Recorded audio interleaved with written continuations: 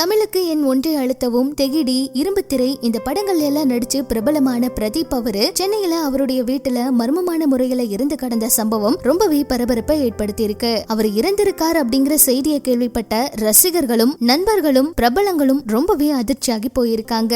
தமிழ் மற்றும் தெலுங்கு மொழிகள்ல துணை நடிகரா இவரு நடிச்சிட்டு வந்தாரு. நிறைய கேரக்டர்கள்ல இவரு நடிச்சிருக்காரு. சென்னையில பிரதீப் அவரு தனியா தான் அவருடைய வீட்டுல வசிச்சு வந்தாரு. திடீர்னு அவருக்கு மாரடைப்பு ஏற்பட்டுதான் உயிரிழந்திருக்காரு அப்படிங்கிற செய்தி இப்ப வெளியாகி இருக்கு. பிரதீப் அவரு சென்னையில தனியா தான் வசித்து வந்திருக்காரு. அவருடைய வீட்டுல நண்பர்கள் கூட இல்ல. 2 நாட்கள் பக்கம் எல்லாருமே அவரை தொடர்பு கொண்டிருக்காங்க. அந்த சமயத்துல அவரு எதுக்குமே பதில் கொடுக்கல. வீட்டை விட்டு வெளியே வராமையே இருந்திருக்காரு. சந்தேகம் அடைஞ்சுதான் வீட்டுக்கு பக்கத்துல இருக்கிறவங்களும் பிரதீப் அவருடைய நண்பர்களும் கதவை உடைச்சு பார்த்திருக்காங்க.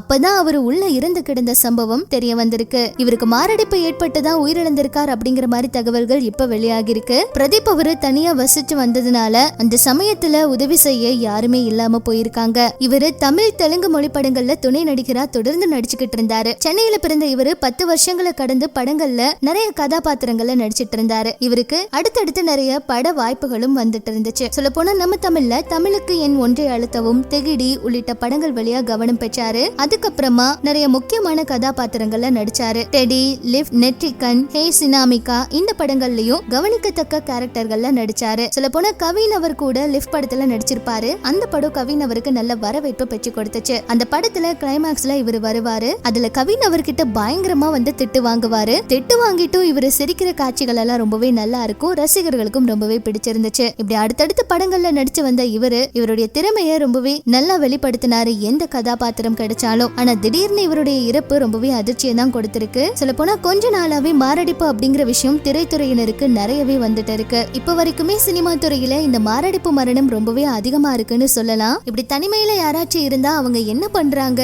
எப்படி இருக்காங்க அப்படிங்கறத அவங்க கிட்ட கேட்டுட்டே இருங்க. தனியா வசிக்கிறவங்க கண்டிப்பா ரொம்பவே கவனமா இருக்கணும். கொஞ்சம் உடல்நிலை சரியில்லை அப்படின்னாலும் அவங்க நண்பர்கள் கிட்ட முன்னாடியே அந்த விஷயத்த தெரிவிச்சுட்டு கண்டிப்பா மருத்துவரை போய் பார்க்கணும். இந்த மாதிரி விஷயங்கள் எல்லாம் பிரதீப் அவரு இப்ப புரிய வச்சிருக்காரு. பிரதீப் அவருக்கு அடுத்தடுத்து நிறைய வாய்ப்புகளும் வந்துட்டு இருந்திருக்கு. இப்படி நல்லா படங்கள்ல நடிச்சிட்டு இருக்க சமயத்துல இப்படி நடந்தது அவரை சுற்றி இருக்க நண்பர்களுக்கும் ரசிகர்களுக்கும் ரொம்பவே அதிர்ச்சியை ஏற்படுத்தி இருக்கு. நம்ம சார்பாகவும் ஆழ்ந்த இரங்கலை தெரிவிச்சுக்கலாம்.